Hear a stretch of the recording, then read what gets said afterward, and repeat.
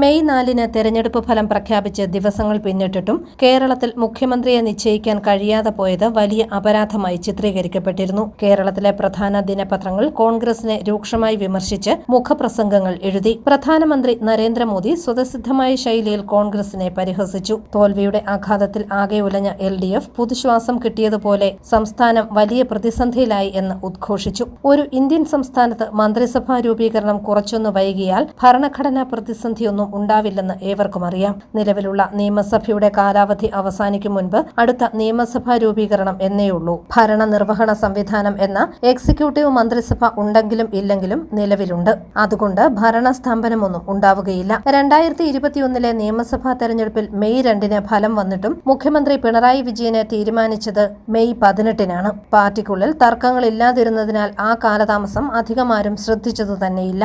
കേരളത്തിൽ തെരഞ്ഞെടുപ്പ് ഫലം വരികയും UDF-ന് ഭൂരിപക്ഷം ഉണ്ടാവുകയും ചെയ്തപ്പോൾ മുഖ്യമന്ത്രി ആര് എന്ന ചോദ്യമുയർന്നു. ആരെയും മുഖ്യമന്ത്രി സ്ഥാനത്തേക്ക് ഉയർത്തിക്കാട്ടിയല്ല കോൺഗ്രസ് മത്സരിച്ചത്. കോൺഗ്രസ് നിയമസഭാ കക്ഷിയുടെ അഭിപ്രായം തേടി കോൺഗ്രസ് ഹൈക്കമാൻഡ് മുഖ്യമന്ത്രിയെ തീരുമാനിക്കുകയെന്നതാണ് ആ പാർട്ടിയുടെ രീതി. അതനുസരിച്ച് കോൺഗ്രസിൽ നിന്നുള്ള നിയമസഭാംഗങ്ങളുടെ അഭിപ്രായം തേടി. ഭൂരിപക്ഷം പേരും AICC ജനറൽ സെക്രട്ടറി KC വേണുഗോപാലിന്റെ പേര് നിർദ്ദേശിച്ചു. എന്നാൽ അതിനെതിരെ UDF അണികളിലും പൊതുജനങ്ങളിലും അതിശക്തമായ വികാരം ഉണർന്നു. അധികാരവും ആത്മവിശ്വാസവും നഷ്ടപ്പെട്ട് മൃതപ്രായമായ കോൺഗ്രസിന് ആത്മവിശ്വാസം പകർന്ന് പുനരുജ്ജീവിപ്പിക്കുകയും UDF-നെ സ്വപ്ന സമാനമായ വിജയത്തിലേക്ക് നയിക്കുകയും ചെയ്ത VD സതീശന് അനുകൂലമായി ജനവികാരം സ്വാഭാവികമായി ഉണർന്നു. അത് പല രീതിയിൽ സംസ്ഥാനമെങ്ങും പ്രകടമായപ്പോൾ കോൺഗ്രസ് ഹൈക്കമാൻഡിന് എളുപ്പത്തിൽ തീരുമാനമെടുക്കാൻ സാധ്യവുമായിരുന്നില്ല.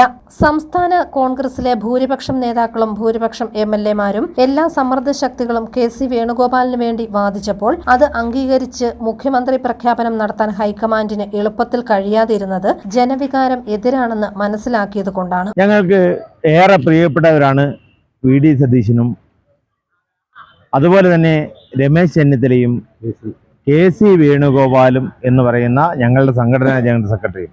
ഇവർ 3 പേരും ഞങ്ങൾക്ക് വേണ്ടപ്പെട്ടവരാണ്. തീർച്ചയായിട്ടും AICCയുടെ ഭാഗത്തു നിന്ന് അതുപോലെ തന്നെ നമ്മുടെ രാഹുൽ ഗാന്ധിയും ഖാർഗെജിയും ഉൾപ്പെടുന്ന ഹൈക്കമാൻഡിന്റെ ഭാഗത്തു നിന്നും നിർണായകമായിട്ടുള്ളൊരു തീരുമാനമാണ് ഇന്ന് കേരള ജനത ആഗ്രഹിച്ചൊരു തീരുമാനമാണ് ഇന്ന് വന്നിരിക്കുന്നത്. അത് നീതിപൂർവമായിട്ടുള്ള തീരുമാനം.